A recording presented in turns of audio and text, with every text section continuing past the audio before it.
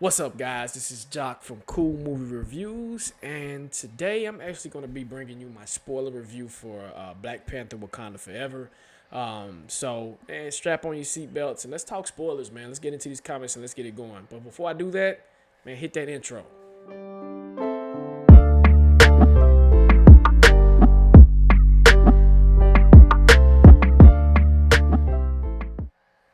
All right, I'm back, guys, and like I said, my name is Jock with Cool Movie Reviews, and if you're new to my channel, welcome to the family.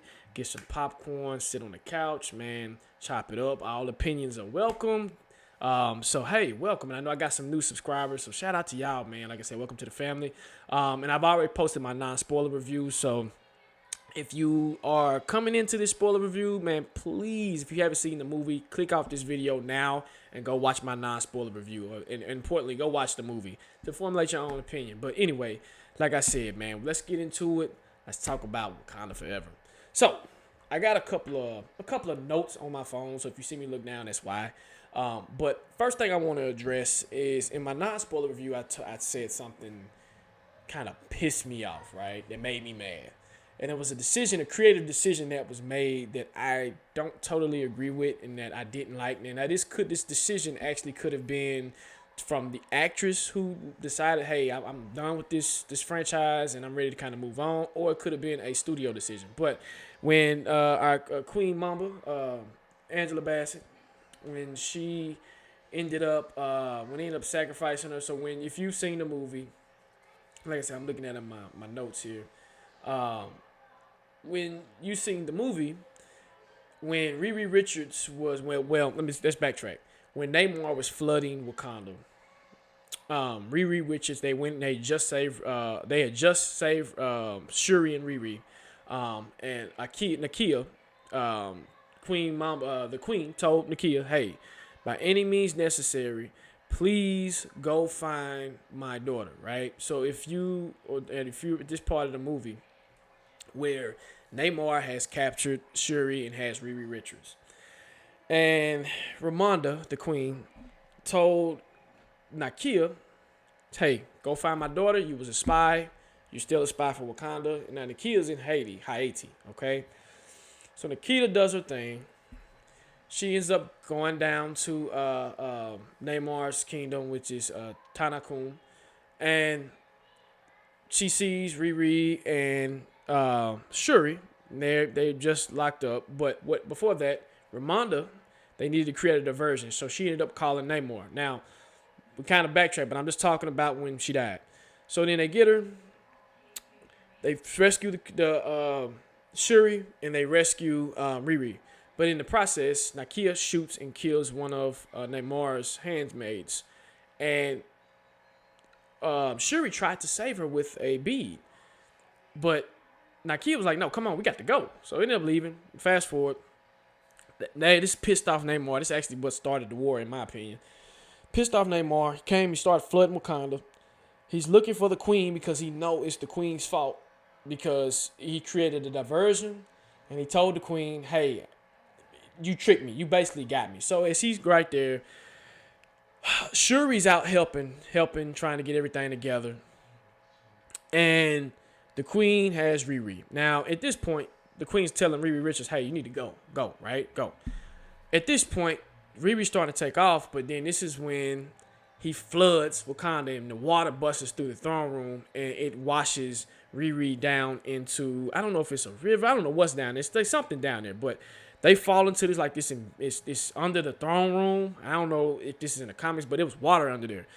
And you see Riri's knocked out, like she's out cold. And at this point, the queen starts swimming down.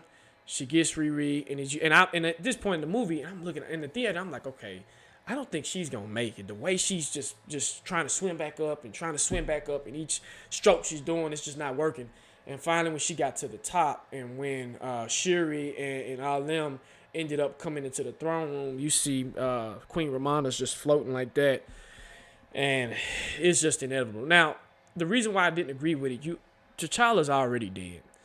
And then you go and kill the queen, and it's just double grief. I mean, come on, man. That's the right decision that I didn't agree with. Now, like I said, that could be a decision that Angela Bassett came up with. It It could be. We don't know, right? But why do that? Okay. Um, and how I'm gonna do this review, I know I just hopped into it. I'm gonna give you so I'm gonna go through things that I agree with and things that I didn't agree with. And things it's sort of like how things I like, but it's a spoiler review. So that's something that I didn't like. Um, things that I also didn't too much care for is how, and I'm trying to word this right, how they made M'Baku, right? In the first one, M'Baku was this figure, this authority of the Jabari tribe that you're like, okay, I ain't messing with dude, right? And they made him into a character where you was respect. He had that chant in the first Black Panther, Wasa, hoo, Wasa. I mean, it was crazy. But in this particular movie, M'Baku wasn't utilized well. He wasn't really utilized at all, man. He was like the comic relief. When he got to fight Namor, he got his butt kicked. It's just I didn't like it, man. I didn't like it at all. And I know this is more catered to women and young girls, which that's fine. I mean, do your thing, right? But in the same breath, one thing I liked about the first Black Panther, that was balance. That was balance that I respected. And in this Black Panther, it was like off kilter, and it was just weird, man. And just to see how M'Baku, I'm like, okay, we already got T'Challa dead. Now they got M'Baku out here looking like a fool. I'm like, come on now, what we doing? You know what I'm saying? So that's one thing. Another thing that I didn't too much care for. Let's get into the thing of Riri Richards. Now I know in my non-spoiler review, I said in there that she kind of got on my nerves. She was annoying, and the reason why I say that she is what Shuri was to the first Black Panther, but Shuri wasn't annoying in the first Black Panther. Riri Richards feels like she was rushed in this particular Black Panther Wakanda Forever. We got in there. Really, most people don't know who Riri Richards is unless you read the comic books. And even in the comic books, I like her in the comic books. She's dope in the comic books. Sometimes what gets on my nerves with the MCU and Marvel and Disney is if they don't stick to the source material, but when they go off kilter, they go off kilter. And that's something that I don't like.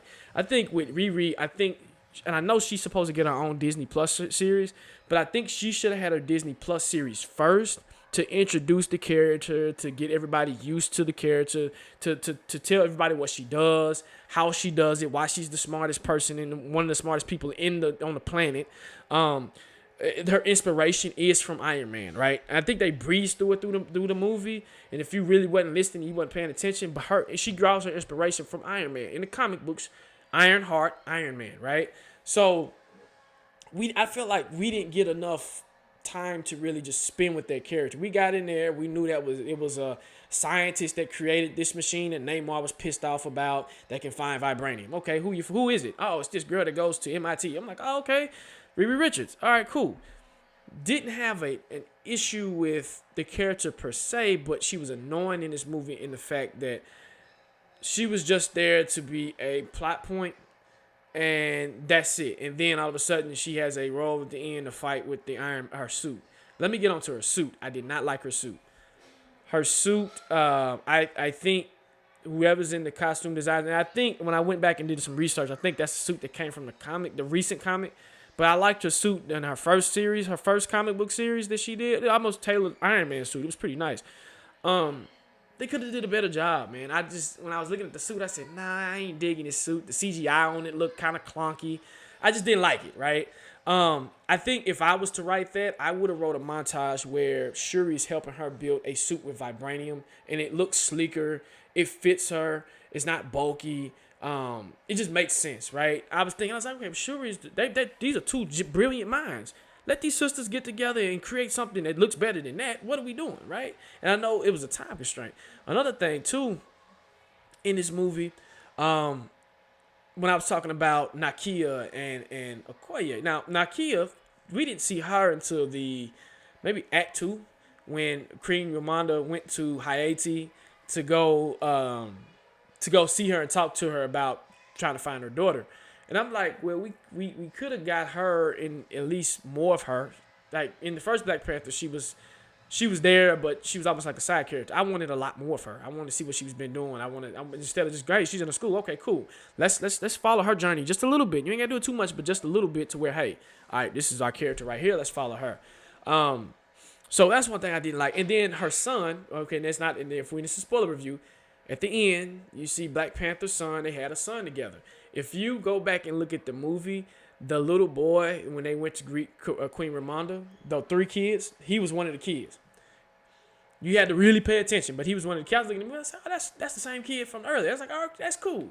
But my thing is, I'm like, Angela, like, not Queen Ramonda, that's your grandson, and you just kind of shoot him off. Okay, maybe it's a deleted scene where she has more interaction with him after she talks to Nakia. I don't know. Maybe it is a deleted scene that'll come out when the movie streams or when it comes out on Blu-ray or whatever. I hope Disney did something like that, or Ryan Coogler shot a scene like that. That'll actually be pretty cool. So that's one thing. I was like, I didn't agree with that. Another thing, okay, let's go to Namor's motivation of why he's doing the stuff he's doing. Okay. So Namor is pissed off at Wakanda because they revealed themselves to the world and vibranium.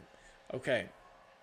Now, it almost mirrors what Killmonger's sentiment was, where Killmonger's like, hey, let's get the colonizer before they do anything else, and we got the resources to do it. Well, this time, you got Namor, he got an army that can do it, right? They got a whole army, right?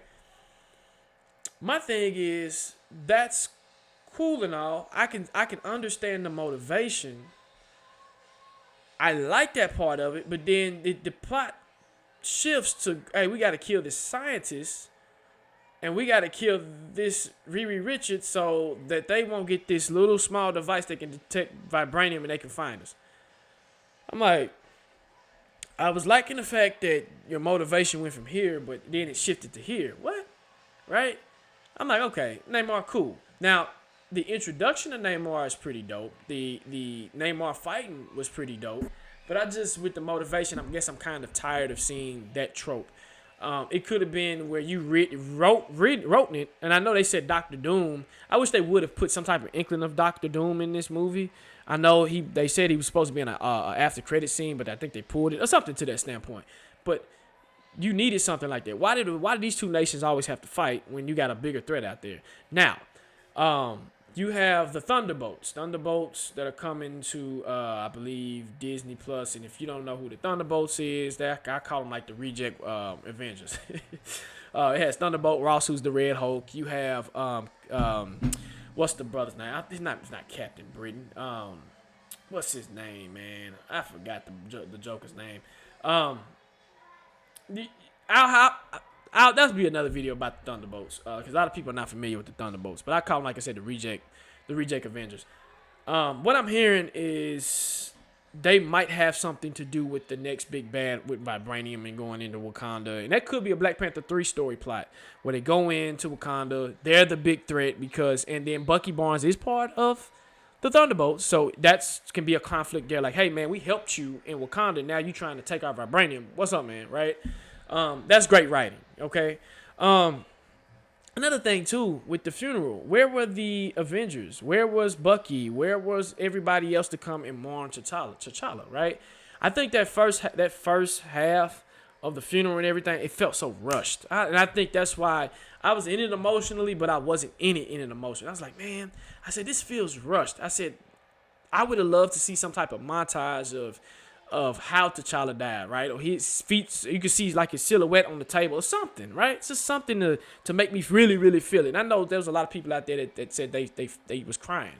Me, I wasn't one of them. I was like, and I've been through grief. I've been through my fair. If you know me, I've been through my fair share of grief, dog. And my fair share of just stuff. So, I just would have loved to see something like that. And then two, I know people are kind of pissed off at how you're the greatest nation on the planet when it comes to technology, but you couldn't save T'Challa. And how Ryan did that was, how he countered that was trying to do the heart-shaped herb. Now, the thing is, when the Black Panther takes the heart-shaped herb, it's supposed to save him, right? So if he's the Black Panther all the time, and if he's taking the heart-shaped herb and he's the Black Panther all the time, then he shouldn't have never got sick. That's a plot hole right there. That makes no sense. I'm like, okay, in the same breath, did he remove the heart-shaped herb? What happened, right? That's a plot hole that we don't know. It's like, what happened? I want to see what happened to T'Challa. Also, something that I don't like is interfering with real world things and putting them in movies. The virus thing, I didn't like that because of what Chadwick Boseman actually died of. I didn't sit right with me. So I just didn't like that. Some of the things I did like, man, shout out to Okoye, okay? And Okoye, she killed it, man. And I know how my MVPs was Angela Bassett and Namor. But Okoye, man, bro. You talk about a journey that she went through. She was trying to be a traditionalist. She was traditional versus Shuri's like, we ain't doing tradition here. She's even said, why you still got a spear? You don't need a spear. Okoye, to me, if I would have liked to see somebody put the Black Panther and take the actual heart-shaped herb, I would have loved to see Okoye do it. Just because off of the way she is able to handle certain things, her combat skills, what she's been through. I was like, man, Okoye would have made a dope Black Panther. But I know you can't do that because of the mantle and everything like that. But when she was fighting one of Namor's henchmen, man, they were going at it, man. That fight on the bridge, I think that was one of my favorite scenes in the movies, was the fight on the bridge when they were fighting and how Okoye was fending off all three of them. And she was holding her own, man. Shout out to Danai Guerrero, man. She's a hell of an actress, one. And then shout out to Okoye, who she plays. Killing the game, man. Killing the game. Another thing that I didn't like, Anika. Anika is new to the flow. She's one of the Dora Milaje. Her screen time, she didn't even really get that much screen time. I know they said they're supposed to explore them in the Disney Plus series, the Blue Angels or whatever they call. But I'm like, really? Like, you kind of wasted this character. Like, she could have been the one training Shuri to get ready to be Black Panther. Like, little small things like this that kind of pissed me off. I'm like, okay, come on, y'all. What are y'all doing? What the freak are y'all doing? Come on. You see what I'm saying? But like I said, there was no balance at all with this movie. It's just one lopsided, right? And then when you do have the women leads, some of them were pushed to the side for this character, that character. I'm like, come on, man. If I'm gonna get on board with this, make it make sense, right? Make it make freaking sense. And I just think, I don't know. Now, let's talk about Shuri as Black Panther. Letitia Wright, she tried her best. I think her acting was off the chain as well. But when it came to the Black Panther piece and how she did it, I would have loved to see her be Black Panther before the third act. Because I would have loved to see her kind of learning how to be Black Panther and then kind of getting to the point where she's like, okay, hey, I don't want this. I'll either want it or I don't want it, right? But it would have gave her more time to do more fight scenes, to get more interactive with everything, to be like, hey, this is why my brother liked this. This is pretty dope, right? But the way they did it, I was like, man, she only got this much of it, and that's it? Okay, cool, whatever. And then the third act, the whole third act fight scene to me was okay. It wasn't epic. And I think that even the first Black Panther third act was kind of clunky. I didn't really like the third act in that. But I like that third act better than I like this third act. And I think when the last just couple of sequences, I'm like, okay, you guys are the smartest nation on the planet. But when it comes down to it, you didn't think this whole plan through. Like, the plan didn't make sense. The plan didn't make sense at all. What else, man? I'm looking at my notes, guys, to see who else I thought. Then I see if I missed anybody. Ayo, so in the comics, Ayo and Anika have a relationship. So at the end of the movie, you see them kind of do their thing or whatever. So let me see. Did I miss anybody? Namor himself, like I said, I talked about. Oh, Michael B. Jordan. So Killmonger did show up in the ancestral plane, and I think he brought that energy of he didn't change. He told Shuri, hey, if you gonna do it. Be about that life. And I respected it. I was like, all right, I see you, Michael B. You still acting like a crazy madman, but I understand where you coming from, bro. Even in the first one, I understood your plot, bro. I get it. I definitely get it. Some things going forward. Well, let me take this. Let me say this. My final thoughts about this whole just movie. I think they should have waited. I think you should have waited 2 more years to get your thoughts together. That way it gave you enough time to recast T'Challa. When it comes to death, like I said, I've dealt with my fair share and I understand it. It takes time, right? But then after a while, you can kind of and that's why I respect about Ryan Coogler, how he showed the stages of grief. He showed you the sad stage, the angry stage, the stage where you're just trying to keep your mind busy, and then the final stage of you just breaking. You have one more breakdown, and you kind of like, okay, I needed that, and now it puts me on a path of peace. And I think he did a very good job at showing that. And I think even with this movie, they should have did that. They should have taken time to clear their thoughts. Ryan Coogler can clear his thoughts. It's not cluttered. You can still mourn Chadwick, and then you take about 2 to 3 year break, come back and say, all right, we good. We've honored Chadwick in a way where it makes sense. You could have did it. I think they should have did the Disney series first with Wakanda, and then you transition into the movie itself to where it makes sense, right? That way you can make a more cohesive movie, a movie that makes sense, and just stuff like that. So that's my thoughts. And then I got one more thing before I bail out of here, man. Wakanda itself. Wakanda itself is a character, okay? The actual city or country or whatever, however you want to say it. It's a character itself.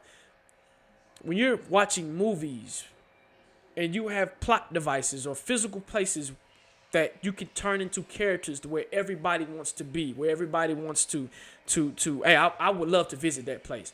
We did not get enough. We didn't get really nothing of Wakanda.